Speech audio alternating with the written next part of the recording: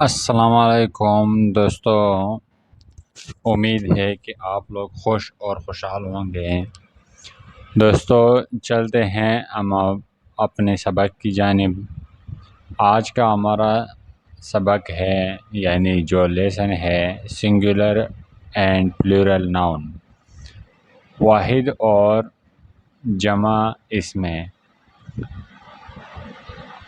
سب سے پہلے ہم واحد اور جمع اسم کے بارے میں جانتے ہیں کہ اردو میں ان کی کیا پہچان ہو سکتی ہے۔ واحد اسم صرف ایک چیز کی نمائندگی کرتے ہیں۔ واحد اسم صرف ایک چیز کی نمائندگی کرتے ہیں، جیسے مثال کے طور پر a man, a boy, a chair, اس ٹائپ کے۔ جمع اسم ایک سے زیادہ کی نمائندگی کرتے ہیں، یعنی ایک سے زیادہ ہو تو وہ جمع اسم میں آ جاتے ہیں۔ ٹھیک ہے، اس کی ڈیفینیشن انگلش میں پھر میں نے لکھا ہے: singular noun represent only one thing. Singular noun represent only one thing, but the plural noun represent more than one۔ یعنی واحد اسم صرف ایک چیز کی نمائندگی کرتے ہیں، لیکن جمع اسم ایک سے زیادہ کی نمائندگی کرتے ہیں۔ مثال کے طور پر فار ایگزامپل، جیسے کہ بوٹل، بوٹلز، ہم ایس یا ای ایس یا وی ای ایس کا استعمال اضافہ کرتے ہیں۔ ہم ایس یا ای ایس یا وی ای ایس کا اضافہ ہر پلورل میں کریں گے۔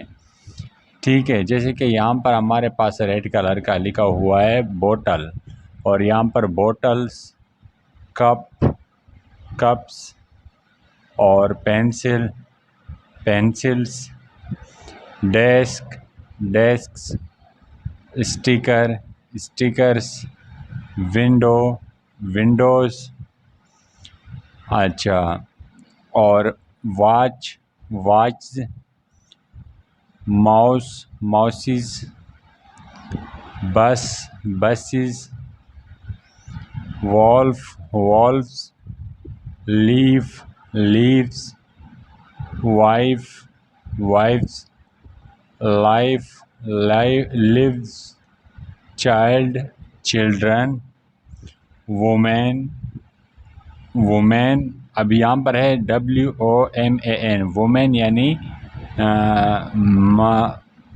ایک عورت، وومین یعنی ایک عورت۔ اور یہاں پر پھر کیا ہے WOMEN، EN بھی جمع کے لیے استعمال کرتے ہیں۔ وومین یعنی زیادہ عورتیں۔ ٹھیک ہے، پھر مین، MAN، مین۔ ٹھیک ہے، تو یہ واحد ایک شخص کے لیے ہے، اور MEN یعنی زیادہ۔